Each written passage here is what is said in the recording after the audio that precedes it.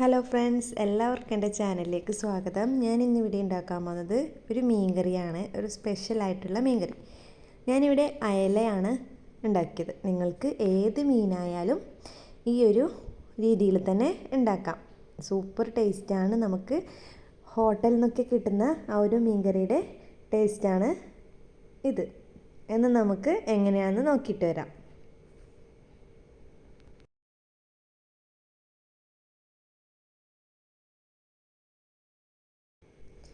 ഞാൻ ഇവിടെ ഒരു മൺചട്ടിയാണ് എടുത്തത്. അതിലേക്ക് കുറച്ച് വെളിച്ചെണ്ണ ഒഴിച്ചു കൊടുത്ത് വെളിച്ചെണ്ണ ചൂടായപ്പോൾ അര സ്പൂൺ കടുക് ഇട്ട് കൊടുത്തു.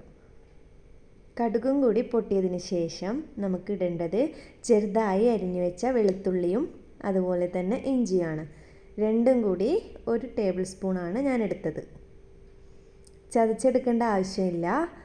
ഇങ്ങനെ കട്ട് ചെയ്തിട്ടിടുമ്പോൾ നമ്മൾ കറിയിൽ ഇത് കാണുമ്പോൾ വേറൊരു സ്റ്റൈലാണ്. ഇപ്പോൾ ഇതും കൂടി ഇട്ട് ഒന്ന് വഴറ്റി കൊടുത്തതിന് ശേഷം നമുക്ക് 2 പച്ചമുളകാണ് ഞാൻ നീളത്തിലരിഞ്ഞത്, അതും കൂടി ഇട്ട് കൊടുത്ത് ഒന്ന് വഴറ്റി കൊടുക്കുക.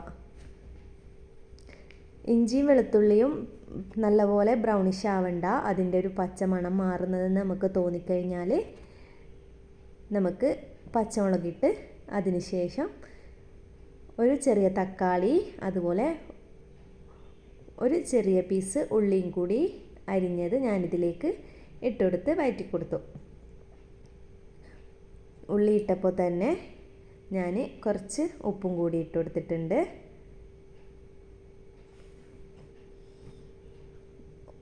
നമുക്ക് ഇട്ട് കൊടുത്ത ഉള്ളിയും തക്കാളിയും ഒക്കെ ഒന്ന് നല്ലപോലെ തന്നെ വെന്ത് ഉടഞ്ഞിട്ടുന്നത് വരെ നമുക്ക് വെയിറ്റ് ചെയ്യാം.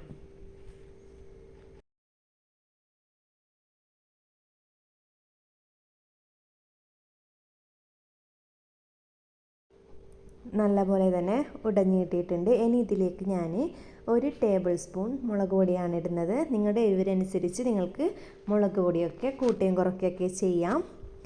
പിന്നെ വേണ്ടത് കുറച്ച് മഞ്ഞൾപ്പൊടി. ഇതെല്ലാം കൂടിയിട്ട്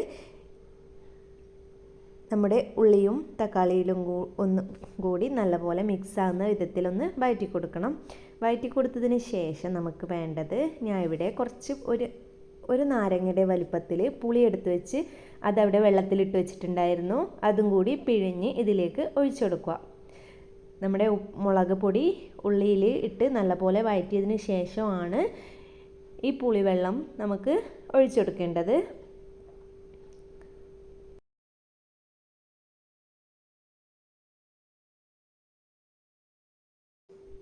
പുളിവെള്ളം കൂടി ഒഴിച്ച് നല്ലപോലെ തന്നെ ഒന്ന് ഇളക്കി കൊടുക്കുക. ഇനി വേണ്ടത് ആവശ്യത്തിന് വെള്ളമാണ്. നിങ്ങൾക്ക് ആവശ്യത്തിന് എത്രയാണോ വേണ്ടത് അത്രയും വെള്ളം ഒഴിച്ചെടുക്കുക. വെള്ളം കൂടി ഒഴിച്ച് നല്ല പോലെ ഒന്ന് വെട്ടി തിളപ്പിക്കുക. നല്ല പോലെ തന്നെ തിളക്കണം. ഇനി നമ്മൾ മീൻ വെന്തപാട് തന്നെ നമ്മൾ ഫ്ലെയിം ഓഫ് ചെയ്യുന്നതാണ്.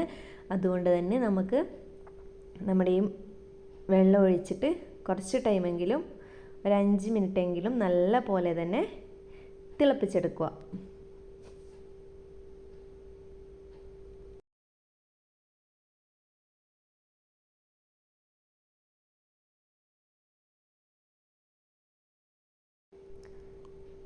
നല്ലപോലെ തിളച്ചിട്ടുണ്ട്. ഇനി ഇതിലേക്ക് എടുത്തു വെച്ച മീൻ ഇട്ടുകൊടുക്കുക. ഞാൻ അയലയാണ് എടുത്തത്. ക്ലീൻ ചെയ്ത് വരഞ്ഞിട്ട് കൊടുത്തിട്ടുണ്ട്. ഇങ്ങനെ വരഞ്ഞിട്ട് കൊടുത്തിട്ടുണ്ടെങ്കിൽ നമ്മുടെ കറിയിലുള്ള മുളകും ഉപ്പും ഒക്കെ മീനിൽ നല്ലപോലെ പിടിച്ച് മീൻ കൂടുതൽ ടേസ്റ്റ് ഉണ്ടാവും.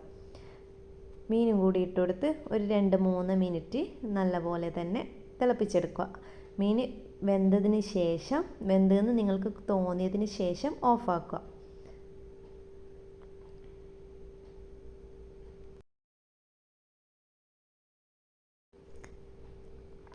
മീനൊക്കെ വെന്ത് കിട്ടിയിട്ടുണ്ട്. ഇനി ലാസ്റ്റ് കുറച്ച് കറിവേപ്പിലയും കൂടി ഞാൻ കഴുകിയെടുത്തിട്ട് നമ്മുടെ കറിയിലേക്ക് ഇട്ട് കൊടുക്കുകയാണ്. ഇനി നമുക്ക് കറി താളിക്കുകയാണ് വേണ്ടത്. അതിനായിട്ടൊരു പാത്രം അടുപ്പത്ത് വെച്ച് വെളിച്ചെണ്ണ ഒഴിച്ചിട്ട് കുറച്ച് ഉള്ളി അരിഞ്ഞു കൊടുത്തത് അതിലേക്ക് ഇട്ട് കൊടുത്തിട്ട് അതൊന്ന് ഗോൾഡൻ കളറാകുന്നത് വരെ തന്നെ വഴറ്റി കൊടുക്കുക.